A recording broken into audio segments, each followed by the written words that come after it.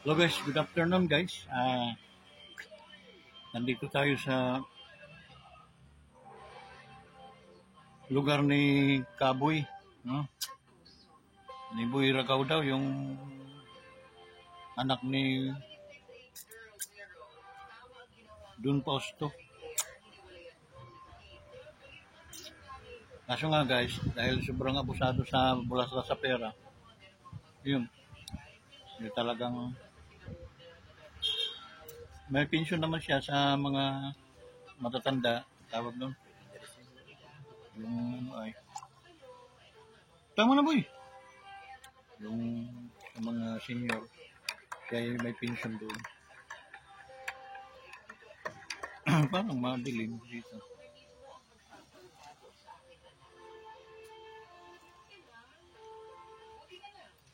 Kapong guys, nasa ano tayo, nasa Pagsangan. Ang ganda na pala doon, boy.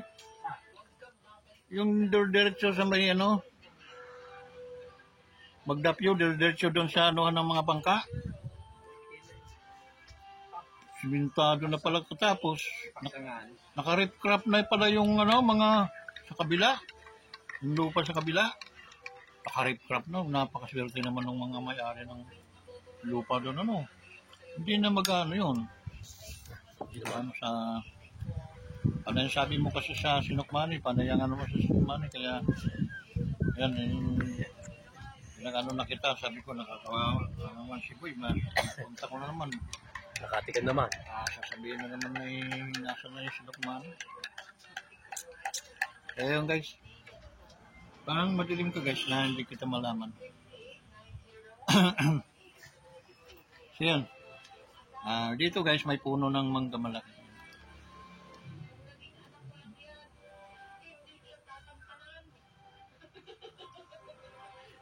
Yeah. Kami bando dito pa kundo. Makita ang baka may maawa yun. Maawa, pasunog pa yun. Sunogin eh.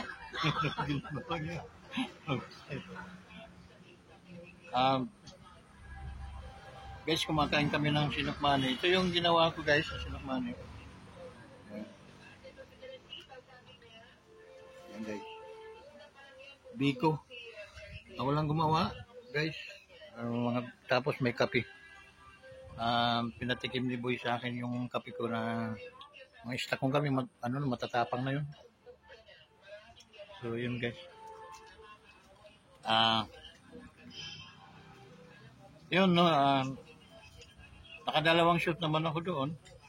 25 minutes, 23. Napaganda ng ilog. Tsaka mayroon silang boat main station. Parang kumbaga sa mga bus terminal. May terminal din sila doon po, yung ganda. Doon ako sa taas, building. Building. Para kuha ng ilog, So yung ilog na yon, diretso ng Lumban yon, diretso ng dagat, May bangkay ko daw. Wala nang bangkay doon ah. Saan? Kapag sangam. Doon nga sila sa Musildo. Kaya minsan, paghahatid, pagbabalik na, hatid muna nila sa mga hotel. Tapos, pupunta na yun sila doon, babalik. Kaya pang turista nga punta dyan. Dami nga eh. Pwede ba naman mawalan yun na ano yan? Tawag noon, tourist spot yun. Kasi ang iba dyan, doon na nababa sa ang kabinte, mayroong babaan na. Wala na nga, hindi na nga. Hindi na nga. Kaya lang, tarik na tarik. Dito sila sa Lagasgas. Yung pupuntahan ko yun, dito daan sa Kalayaan. Lalakad tayo. Dito tayo doon sa Lagasgas. Madami daw mga tindahan doon eh. Barbecue. Bangkiro kaya ang binang ko. Rapids sila, Rapids. Rapid pa pa naman. Kaya nga yun sa rapid. Rapids Hotel. Malaking hotel na nawala na. hinahanap yun eh. Eh, hindi na pinagagawa, hindi na pinagawa. Ganda, kumakanta kami doon. Uy, isa. Mga 80s ata yun. Nakatikim din ng Isang linggo kami, balik Cebu.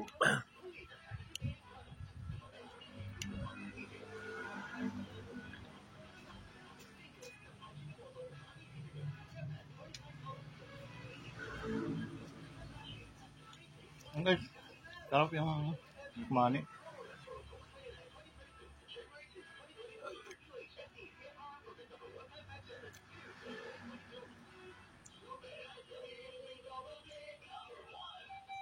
Pasko gagawa kami ni Boy. bagong tao. Abang taon.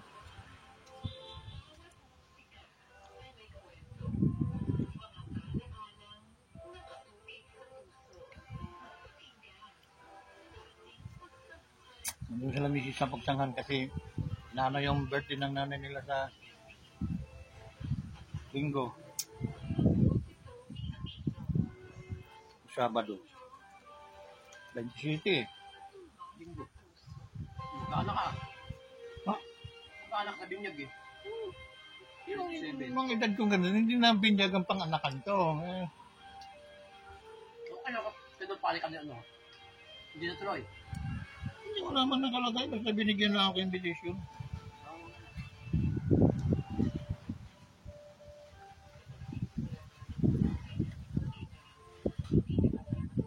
Maabutan mo ng 5 okay sa akin.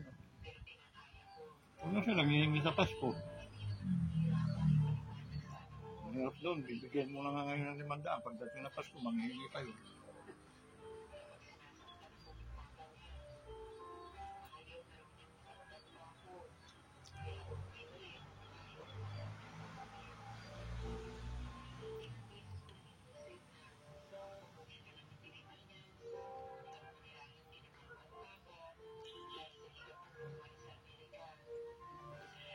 So guys, hindi ko makapagsalita guys kasi kumakain ng money. Ay, shoutout nga pala ka na ating mga OFWs. Shoutout sa inyo.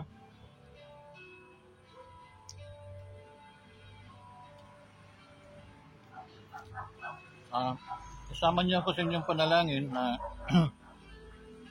kami ni kasamang boy. Yan.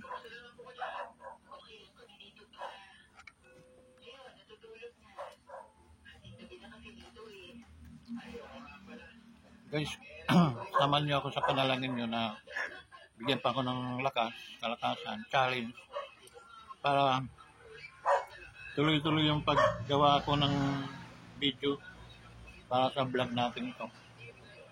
Kasi sa totoo lang,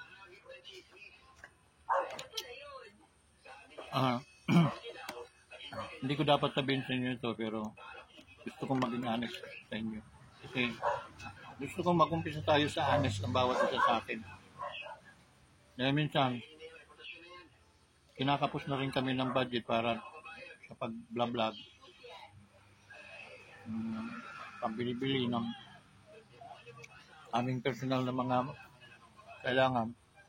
Nag-vlog kami.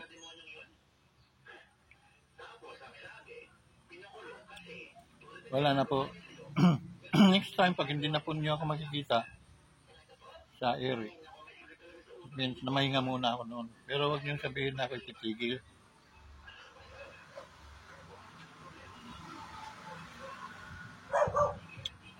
Namamahinga guys, para sa maghanap ng financial na spito para may ano natin sa ating channel. Okay?